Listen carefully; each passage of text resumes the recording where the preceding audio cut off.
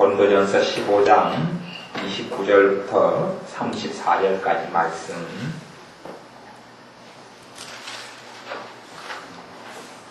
같이 읽습니다. 만일 죽은 자들이 도무지 다시 살지 못하면 죽은 자들을 위하여 세례받는 자들이 무엇을 하겠느냐? 어찌하여 저희를 위하여 세례를 받느뇨? 또 어찌하여 우리가 때마다 위험을 무릅쓰리요? 형제들아, 내가 그리스도 예수 우리 주 안에서 가진 바 너희에게 대한 나의 자랑을 두고 단언하노니 나는 날마다 죽노라. 내가 범인처럼 에베소에서 맹수로 더불어 싸웠으면 내게 무슨 유익이 있느뇨? 죽은 자가 다시 살지 못할 것이면 내일 죽을 터이니 먹고 마시자 하리라. 속지 말라. 악한 동무들은 선한 행실을 더럽히나니 깨어 의를 행하고 죄를 짓지 말라. 하나님을 알지 못하는 자가 있기로 내가 너희를 부끄럽게 하기 위하여 말하노라. 아멘. 만일 죽은 자들이 도무지 다시 살지 못할 것이면 그렇게 이야기하면서 이 고린도전서 15장은 부활장이다 그렇게 말씀하죠. 다시 믿는 자들에게는 또한 모든 사람들에게는 사람이 한 번 죽는 것, 한 번 태어나 살다가 육체로 살다가 죽는 것이 끝이 아니라는 이야기. 그게 끝이 아니라 다시 하나님의 사람들, 다시 신자든 불신자든 간에 다시 부활하여서 하나님의 심판대 앞에, 주님의 심판대 앞에 선다고 말씀하는 것.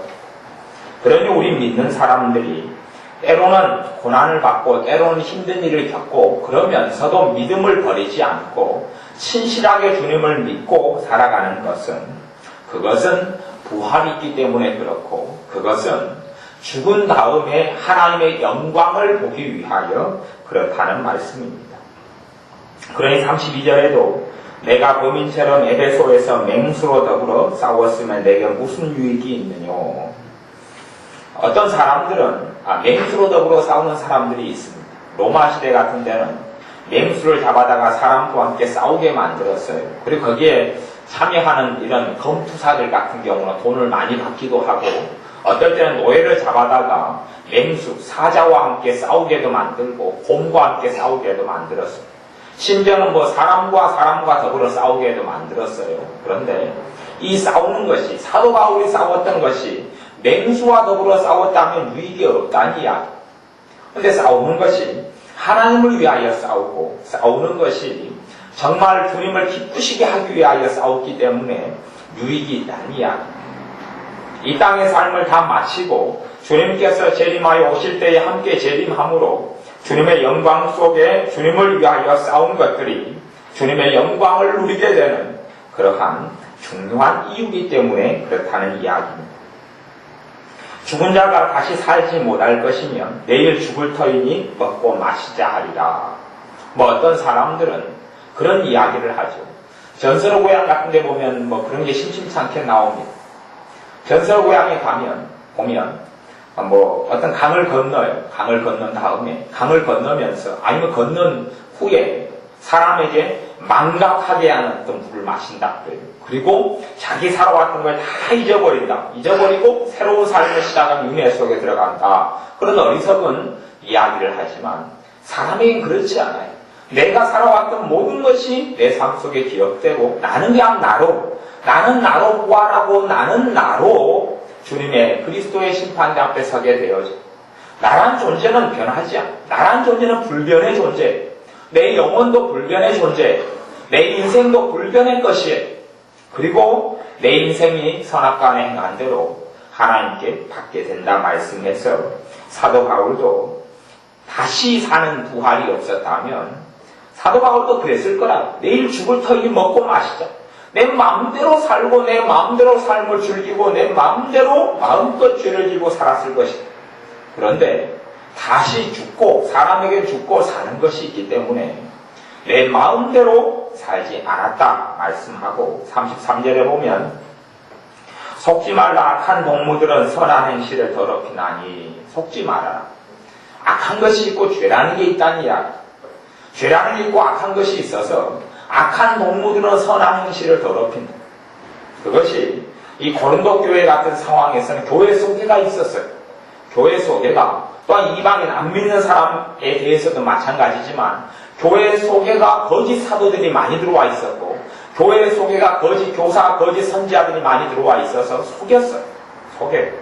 정말 우리가 예수님만 믿고 예수님만 내 구주로 영접하면 내가 무슨 짓을 하고 살아도 상관없다.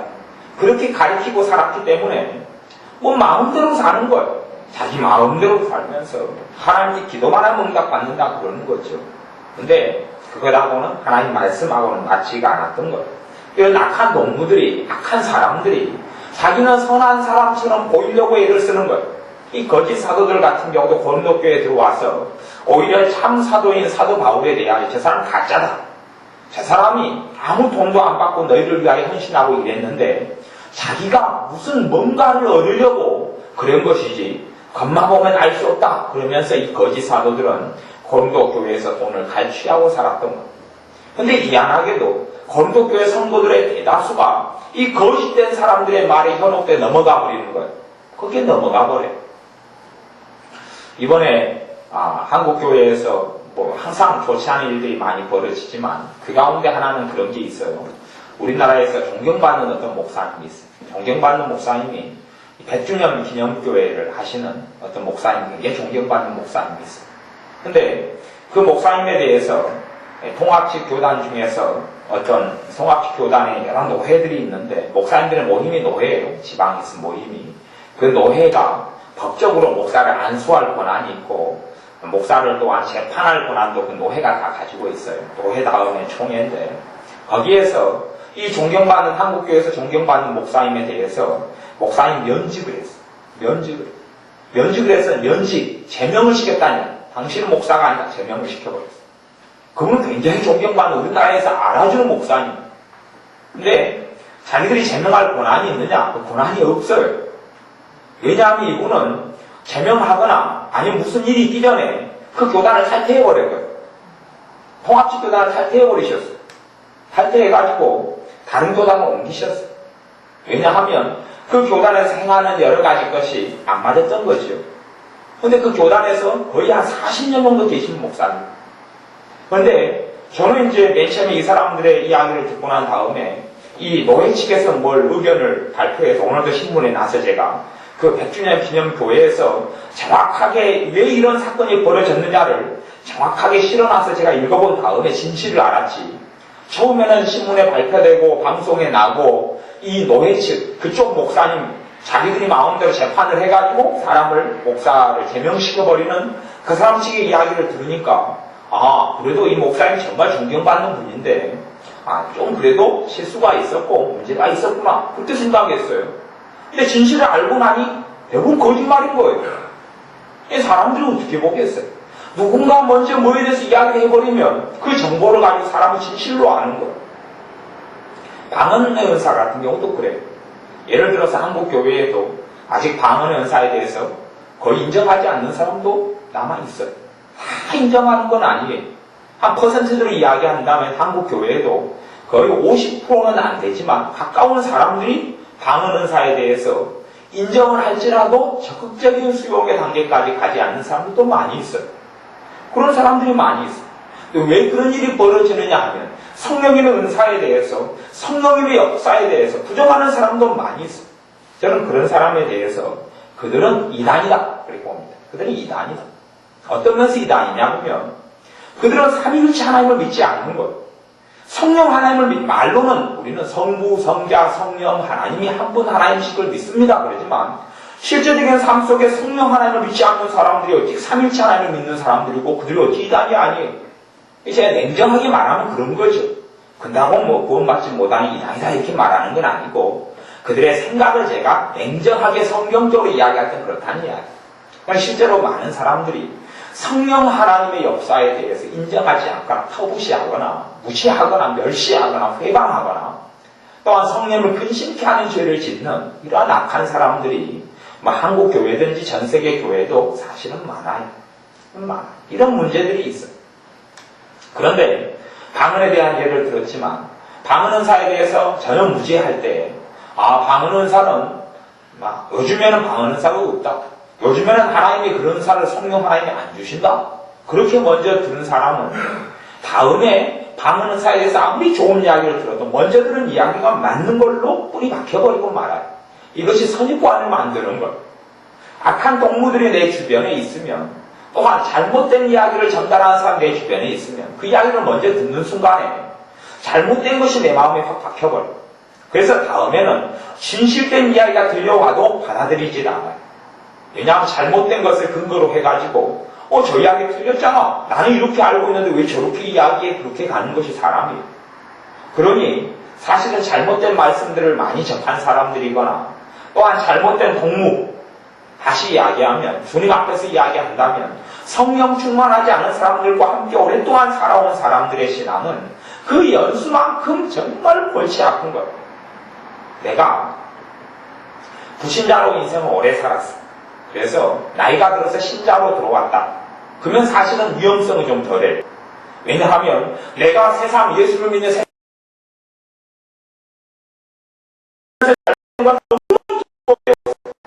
그러면 그 사람은 어떻게 생각하냐 하면 내 과거에 잘못된 것을 배우고 듣고 받았다 이렇게 생각하지 않아.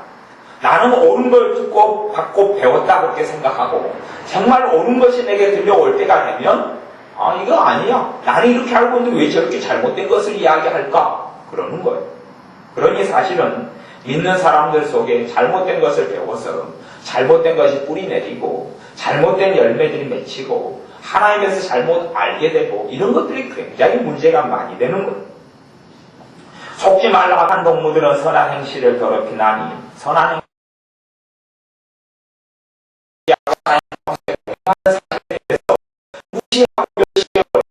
심지어 어떤 믿는 권사님은 그렇게 이야기해요.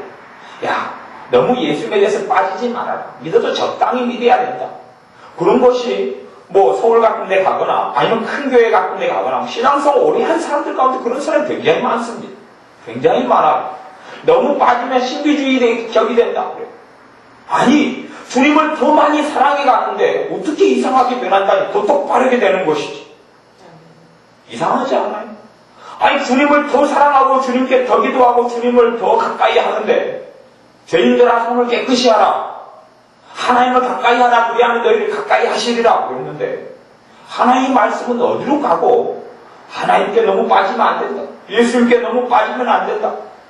예수님께 빠지면 빠질수록 지혜로워지고 주님께 빠지면 빠질수록 상식적이 되어지고 주님께 빠지면 빠질수록 똑바른 인생과 삶을 살게 되는 것이 올바른 것이에요. 근데 주님께 빠진 것이 아니라 잘못된 것과 잘못된 것을 많이 본 다음에 그 다음에 하나님과 거기서 적당히 유지해야 된다. 저는 그렇게 생각해요. 그들이 섬기는 하나님은 하나님이 아니다고 저는 믿습니다. 하나님과 거리를 적당히 유지해야 된다. 그들이 섬기는 하나님은 성경의 하나님이 아니에요. 자기들은 하나님을 열심히 믿어서 한 30년 교회 생활에서 권사가 됐는지 몰라도 그래서 장로가 됐는지 몰라도 그가 섬기는 하나님은 성경의 하나님도 아닐 뿐더러 그의 영혼이 구원받지 못할 수 있다. 저는 그렇게 봅니다. 그냥 그가 섬기던 것이 성경의 하나님이 아니니 누가 구원해 주겠습니까?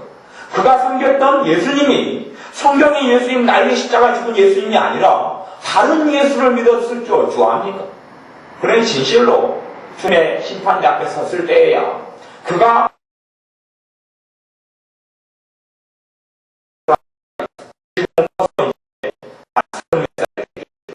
똑같이 이름은 예수지. 우리 주님하고 같은 이름을 가지고 있지.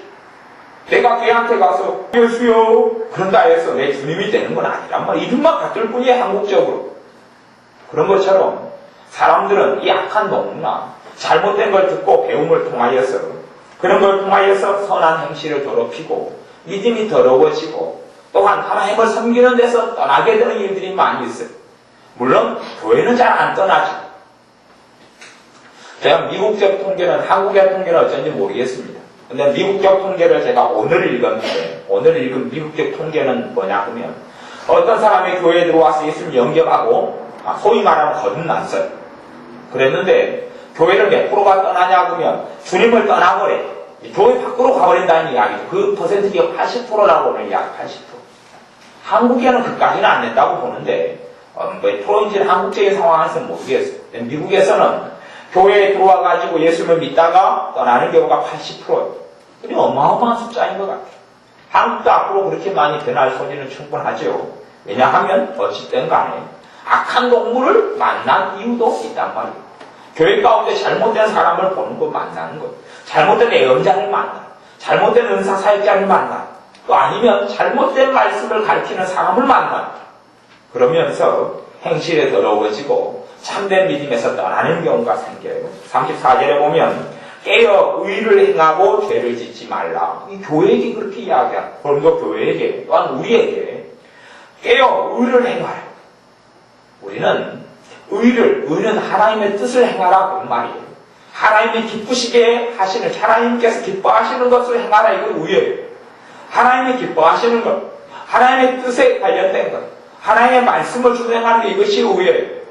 근데 깨어있으라 그렇게 말씀해요. 의를 행하지 않는 삶은 사실은 죄를 짓는 삶이에요. 죄를 짓는 것과 의를 행하는 것이 같은 거예요. 죄를 지어가면 의를 떠나고, 내가 거꾸로 내가 의를 행하지 않는다 그러면 나는 뭐라고 이야기해도 의도 안 행하고 죄도 안 짓고 이렇게 살 수는 없어요. 내가 의를 안 해가면 죄를 짓고 있는 거예요. 그러니 이 두 개는 하나가 많아지면 하나가 적어지고 하나가 적어지면 하나가 많아지는 이러한 서로 연결된 것이에요. 그러니 죄를 짓지 말라. 하나님을 알지 못하는 자가 있기로 내가 너희를 부끄럽게 하기 위하여 말하노라. 이 너희는 고린도교회예요. 고린도교회 초대교회예요. 은사들이 풍성했던 성령 충만한 교회 중에 속했던 초대교회예요. 그런데 초대교회에 대하여, 초대교회 고린도교회에 대하여 하나님을 알지 못하는 자가 있기로 너희를 부끄럽게 하려고 이것을 쓴다. 그렇게 하는 겁니다. 하나님을 모르는 거죠. 왜 하나님을 모르냐? 그러면 그게 하나님을, 예수님을 안 믿었다. 하나님은 창조주이고 하나님은 살아계신 분이고 하나님은 모르시는 것이 없고 하나님의 기도에 응답하시고 이걸 모른다는 이야기가 아니에요. 실제적으로 하나님을 모르는 것, 실제적인 삶 속에서 하나님이 얼마나 공의로운 하나님이시고 하나님이 얼마나 두려우신 하나님이고 하나님이 어떻게 심판하시는 하나님이시고 하나님이 어떻게 죄에 대하여 징계하시는 하나님이고 그런 하나님을 모르기 때문에 이 고린도교회 사람들이 너희가 하나님을 알지 못하는 자가 있다, 자들이 있다 그 말인데 왜 그러냐 그러면 깨어 의를 행하고 죄를 짓지 말라. 죄를 마음대로 행하면서 하나님 우리를 끌어안아 줄 것이다. 내가 죄를 마음대로 짓고 행하면서 하나님이 나를 도와주실 것이다. 하나님이 나를 축복해 주실 것이다. 그렇게 믿는 고린도교회 사람들이 있었기 때문에 그 사람들에 대하여 너희가 하나님을 모른다. 너희가 하나님을 모르니 정말 창피하게 얘기하겠다. 너희를 창피하게 하고 내가 이것을 쓴다. 그러는 거예요. 간혹가다 그런 일이 있습니다. 어떤 사람은 진리를 알지 못하는 사람이 있어요. 어떤 사람은 신앙생활을 오래 했는데 잘못된 것들을 많이 듣고 배워서 하나님 말씀의 엄정한 말씀과 부딪히지 못하는 사람이 있어요. 그런 사람에 대하여 제가 사실은 엄밀하게 냉정하게 하나님 말씀이 이렇다라고 이야기해줘요. 그 사람들은 간과다 제게 뭘 이야기하냐 보면 목사님 나 상처받았어. 나를 어떻게 창피하고 수치스럽게 만들 수 있어요? 그러거든요. 그런데 하나님 말씀은 사도 바울은 내가 너희를 부끄럽게 하려고 말한다. 너희가 정말 수치스럽고 창피한 줄을 알아라. 아니 옷을 벗은 사람에게 네 벗었다 그런 것이 그렇게 이야기해 줍니까? 옷 벗은 사람이 나 상처받았어요. 왜 그 말해요? 모른 척 지나가지. 그러는 건 똑같지요. 아니 벗은 걸 보는 사람은 다 보는 거지. 못 보는 사람 못 보지만 왜 당신은 반스만 걸쳐입고 팬티만 걸쳐입고 뛰어다니고 돌아다닙니까? 당신 반스만 입고 있다. 반스는 팬티인데 우리 이야기해주면 왜 나를 창피하게 만들어요? 그냥 모른 척하고 다 입고 있다고 나한테 이야기해주지. 그러면 아니 반스만 입고 있는데 뭘 다 입고 있습니까? 그래 나한테 상처 줍니까? 그렇게 이야기하는데 아니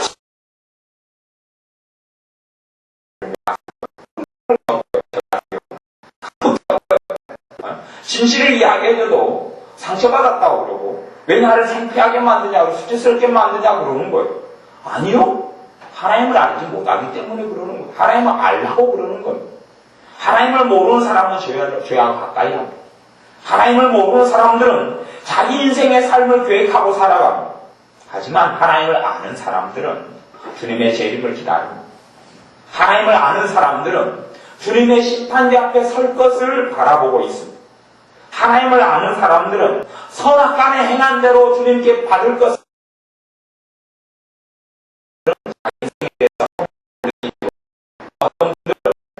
내가 내 자식들에게 짐이 되지 않는가 생각하는 나이든 부모들은 무척이나 많습니다.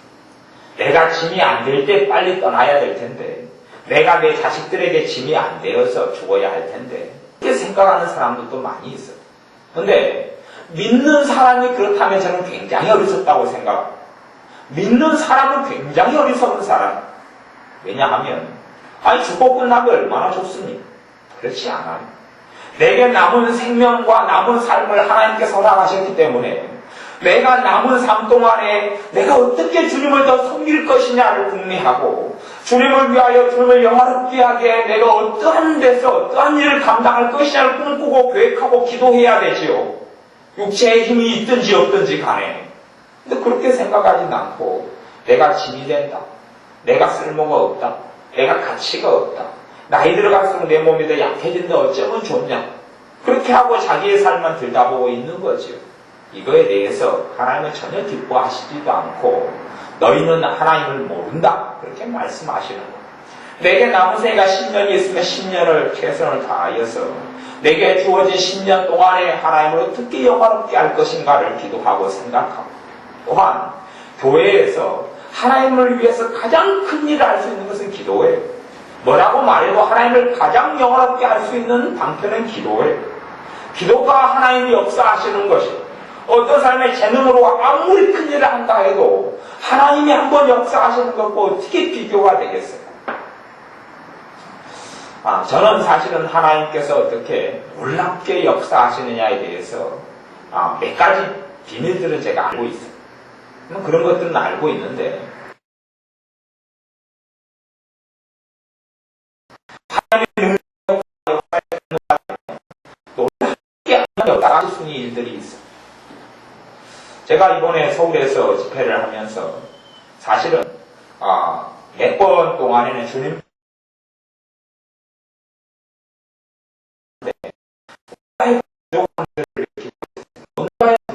제가 말하면서도 우리 집사님한테 좀 덜 만족스럽다.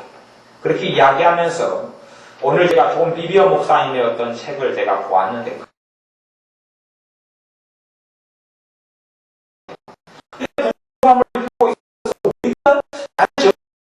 근데 왜 부족하냐?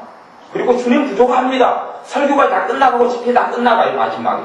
근데 말씀을 전하는 가운데 주님께 기도 부족합니다. 그랬더니 주님께서 하시는 말씀이 이제는 내가 사람을 다루겠다. 너가 설교했으니 이제 내가 다루고 내게 시간을 달라.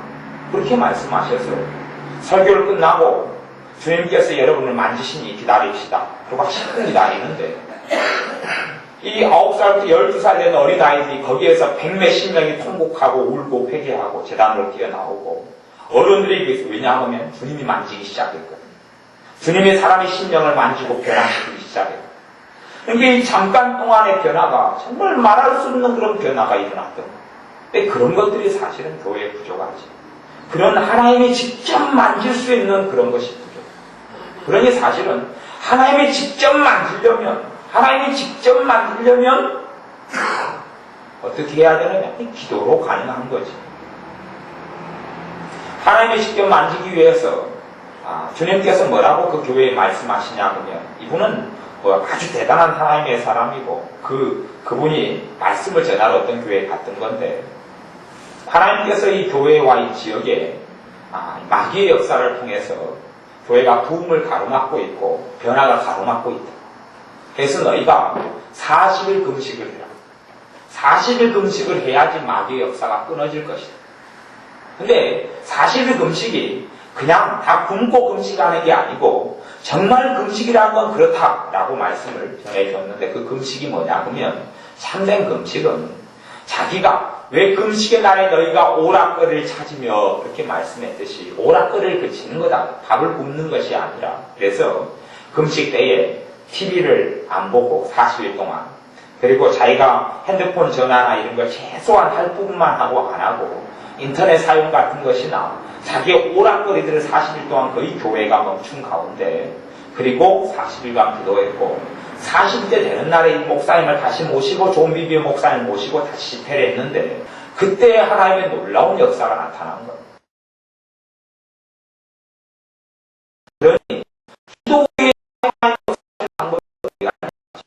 사람의 재능과 사람의 능력으로 그러니 나이가 들어갈수록 사실은 가장 하나님을 위하여 큰 일을 할 준비가 되는 거예요. 육체의 힘은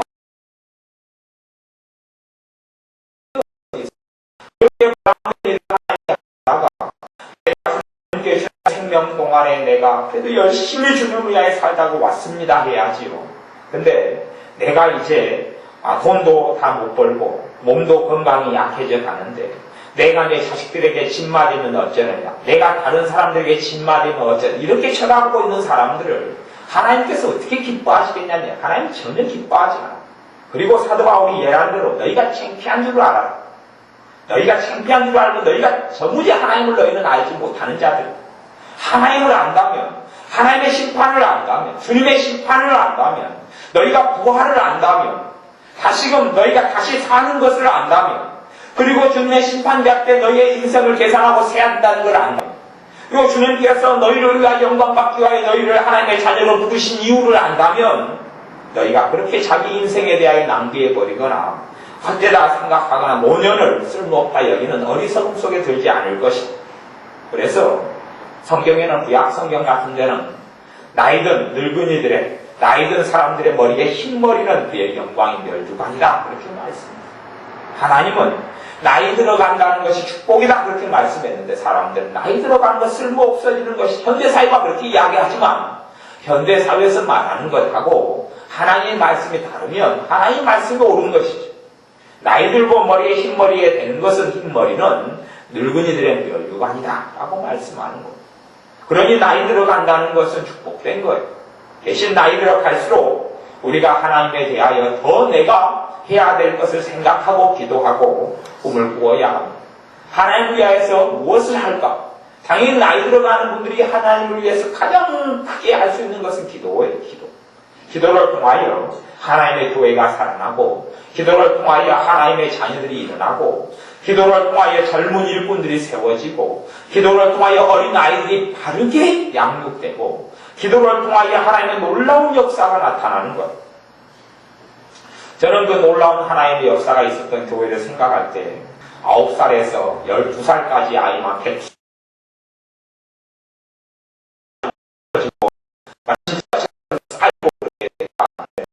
그 아이들이 지금은 93년인가 96년인가 그런 사건이 있었으니 한 93년인 것 같은데 벌써 16년이 지나서 아이들이 얼마나 될까? 그런데 아이들이 정말 바르게 살기 위해서는 그 아이들을 위해서 누군가는 기도하지 않으면 인물은 날 수 없어요. 왜냐하면 사람이 어릴 때부터 하나님께서 쓰실 사람들은 마귀도 압니다. 마귀도 알아서 하나님께 쓸 사람들을 일찍부터 공격을 하고 일찍부터 죽이려 하고 마귀는 알아요. 왜 어떻게 하는지는 모르겠습니다만은 대부분 경험한 사람들은 그렇게 이야기해요. 하나님께서 일찍부터 택하고 하나님이 쓰시려고 기름 붓는 사람들은 악한 것들이 알기 때문에 일찍부터 약점을 잡고 공격을 하기 시작한다. 그러니 일찍부터 공격을 당해요. 누군가를 위해서 기도해 주지 않으면 어린아이가 어떻게 바르게 양육하고 성장합니까? 그래서 하나님이 쓸 많은 사람들이 젊을 때부터 어릴 때부터 비추게 돼버리는 거예요. 마이가 공격하면서 다 하나님께 쓰실 것들이 다 무너져 버리는 거예요. 그러니 어떻게 하나님 나라가 더 확장되며 하나님의 교회가 서면 하나님의 영광을 받겠습니다. 그러니 누구보다도 가장 많이 어린 영혼들과 젊은 사람들과 초신자들과 또 교회를 위해서 필요한 것은 기도입니다.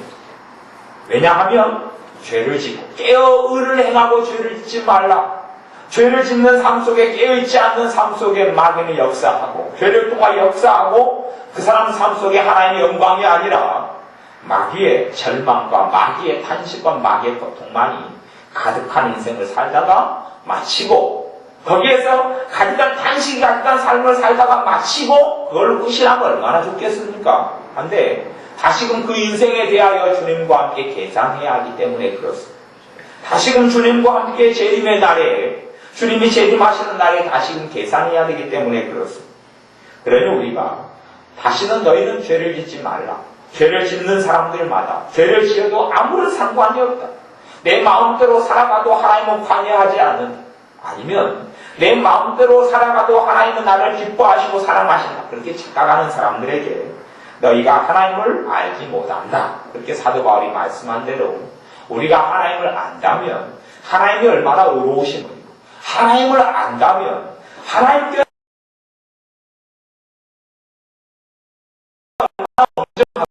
죄에 대해서 않으면 안 되기 때문에 우리 주님의 십자가에서 죽을 수밖에 없는 것. 죄를 그냥 눈 감아준다면 주님의 십자가에 돌아가실 필요가 없지. 주님이 골고다 언덕을 걸어 올라갈 필요가 없습니다. 그런데 요즘에는 많은 사람들이 주님을 더 현저히 욕을 보이는 사람들이 있다 하는 말씀처럼 죄에 대하여 심상하게 여기지 않고, 심지어는 어떤 사람은 제가 이번에 국민일보 광고를 봤더니 어떤 목사님은 구원파처럼 사상을 똑같이 가르치는 사람이 있어요. 구원파 사상처럼 똑같이 가르쳐서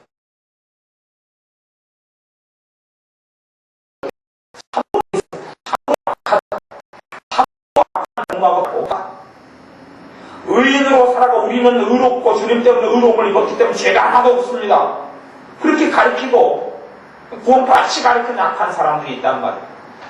그러면 죄가 없다면 뭐라고 성경에 너희는 죄를 짓지 말라 그러고, 너희는 죄가 없다는 사람마다 하나님을 거짓말하는 자로 만드는 것이다 라고 교회에 뭐라고 이 신약 성경을 통해 교회에 말씀한다는 이야기. 왜 교회에게 너희가 회개하라고 이야기하고, 왜 교회에게 너희가 죄를 회개케 하기 위하여 근심하게 했다라고 사도 바울이 이야기하고, 왜 주님은 끊임없이 하나님 백성에게 회개하라고 이야기한단 말입니다. 이 정말 악하고 어리석은 사람. 이 신학이라는 이상한 괴물을 만들어서 정말 바르고 좋은 신학이 있지만 한쪽은 왜곡돼서 인간의 사명과 인간의 철학으로 흘러간 신학, 잘못된 신학들도 많이 있어요. 균형 잡히게 성경을 보지 못하고. 그러니 우리의 삶 가운데 하나님을 알아가면 알아갈수록 우리가 바르게 살아야 하는 것을 알아야, 하나님을 알아가면 알아갈수록 하나님을 경외하는 것을 배워야 되고, 하나님을 알아가면 알아갈수록 하나님 앞에서 살아가며 하나님을 영광케 하기 위하여 사는 것을 알아야 하나님을 위해 산다는 걸 사도 바울은 그렇게 이야기해줘. 나는 날마다 죽노라. 나는 날마다 죽노라. 크게 두 가지 의미가 있어요. 하나는 나는 주님 때문에 날마다 죽음의 위협 속을 통과하면서 주님을 섬깁니다. 그게 첫 번째 의미예요. 나는 날마다 죽음의 위협을 겪습니다.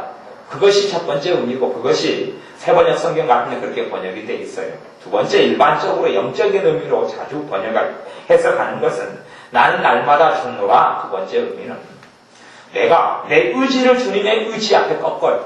내 뜻을 주님의 뜻 앞에 꺾어요.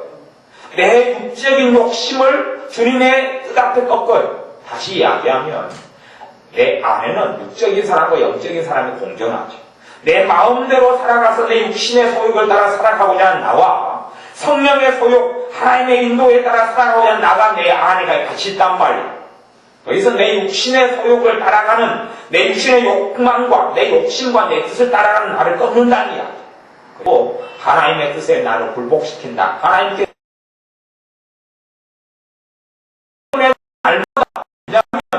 주님의 영광의 날, 주님 앞에 서서 심판의 날을 바라보고, 사도 바울은 주님 때문에 날마다 죽음의 위협 속에 살아갔고, 날마다 자기가 원하는 것과 하나님이 원하시는 것이 다를 경우에는 자기가 원하는 것을 꺾어버렸어요. 자기 뜻을 꺾어버렸어요. 그럴 때에 그 하나님의 사람 사도 바울의 삶 속에 영광의 멸류관이 준비되었던 것처럼, 그러니 사도 바울이 자기 인생을 다 마친 다음에 이제는 나를 위하여 영광의 멸류관이 예비되었다 라고 고백하잖아. 어떤 사람들은 자기 마음대로 살아와 놓고 사도 바울의 말씀을 끌어다가 이제는 죽을 날이 가까웠는데 나를 위하여서 영광의 멸류관이 예비되었다 그렇게 말하는 사람이 있는데 전혀 그것하고 상관이 없어요. 바울 같은 삶을 사는 사람에게 바울같이 큰 일을 하든 적은 일을 하든지 간에 어떤 자리와 어떤 위치에 서 있든지 간에 주님을 위하여 산 사람에게 영광의 멸류관이 예비되어 있어요.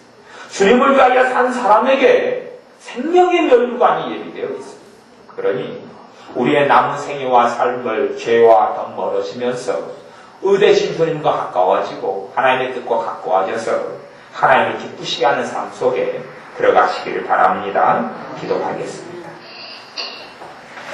죄를 마음대로 짓고 살아가면서 하나님의 뜻과는 전혀 상관없는 자기 마음대로 유혹의 욕심을 따라 살아가면서 나는 하나님을 아노라 말하는 자들에게 주님께서 사도 바울을 통하여 너희를 부끄럽게 하기 위하여 너희는 하나님을 알지 못한다. 죄 가운데 빠져있는 너희는 하나님을 아는 것이 아니다라고 말씀하셨듯이 우리가 우리의 마음대로 인생과 삶을 보내버리지 아니하고 노년의 날일수록 주님께 더 기도하며 주님을 더 사랑하며 주님을 더 가까이 하는 우리가 되게 하여 주옵소서.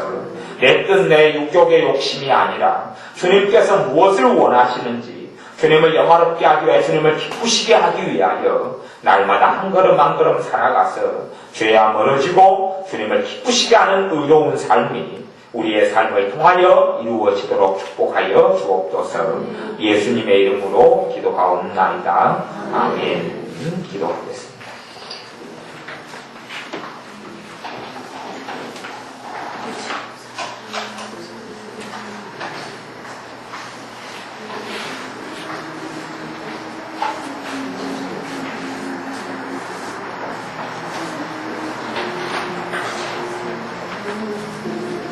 감사합니다.